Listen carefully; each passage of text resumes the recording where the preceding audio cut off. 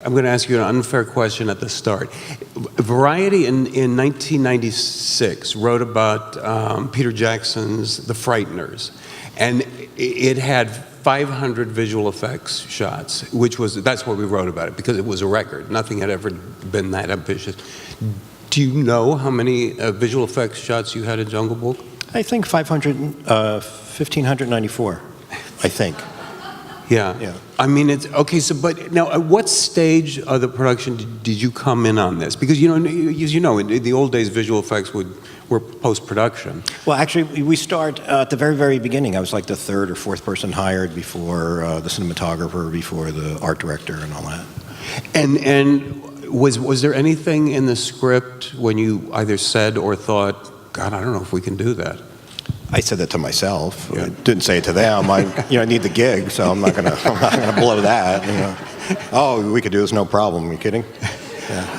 $1.5 million. Unbelievable, isn't it? Oh, I mean, it's kidding. Yeah. A little more. No, I mean, this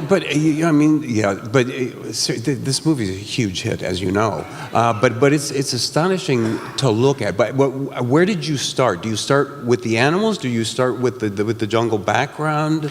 We kind of start with all of it. What we do in this particular movie, and movies that I like to do, and like starting with Avatar and things like that, is pre-visualize it, or actually visualize the movie with we call it a virtual camera, so that you need in the computer. It's almost like a game. It looks like a game engine. It looks like a locale. You have a couple of the creatures in there, and you start to block out the shot. And because it's live or analog, you start to behave like any cinematographer, like the gentleman who was just here before us. You start to make it up. It's not that big a pre-plan, but what you're doing becomes the plan. Mm-hmm. And you start to say, I think if we moved in a little closer, and the animal moved over here, and this happened, and we put a tree back there, all of a sudden it starts to take shape and starts to feel real.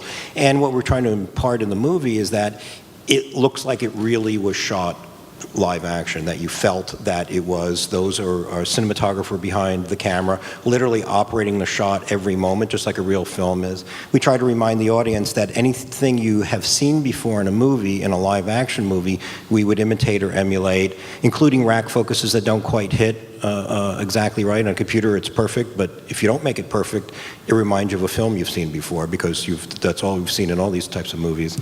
And things like that, we try to incorporate that in, so it's a continual reminder that you're watching something that is live, or feels like it's live, including the analog nature of trying to literally capture the moments.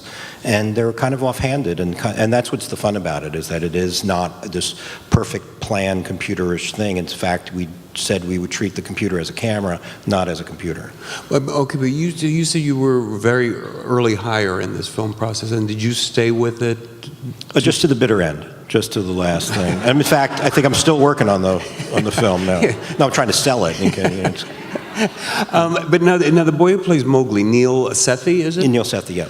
Okay, when he was acting, what is he acting opposite? Is it a motion capture actor, or just a tennis ball? Well, actually, what we did is John didn't want to do that, and we also had him on our motion capture stage to pre-visualize or visualize the scene to figure out how we would actually shoot him on a blue screen stage, mm-hmm. because there's nothing going to be there when we do it on the blue screen stage. So we have to kind of know where the animal's going to be. And then Jon Favreau, the director, had a great idea, which is to get a Henson puppeteer to actually be the person he's acting across. Now, we knew, because we pre-visualized it, where the animals would be, so they were standing there. It looks ridiculous, but they're in a blue costume, and they have little eyeballs on their knuckles, and they are ad-libbing with him, and he's not a trained actor, so every take they would improvise and do something to give him a sort of a freshness, so that he's acting, he's concentrating on what they're saying, because he doesn't know what they're going to say next, and it was able to get this sort of like realistic performance, or feeling that it wasn't so studied, or so,